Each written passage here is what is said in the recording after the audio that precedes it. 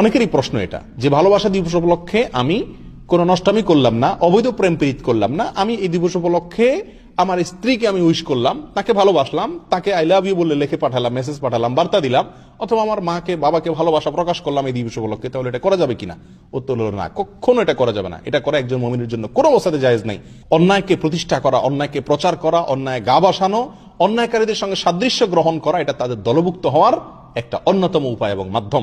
অতএব ভালোবাসা যদি আপনার বৈধ ভালোবাসা হয়, সেটা প্রকাশের জন্য এই 14ই ফেব্রুয়ারিকে ঠিক করা, ভালোবাসা দিবস নামের ভণ্ডামির দিবসকে ঠিক করা, নষ্টামির দিবসকে আপনার ভালোবাসা প্রকাশের জন্য ঠিক করা, এটা নবী আলাইহিস সালামের কি না? সুন্নাত না।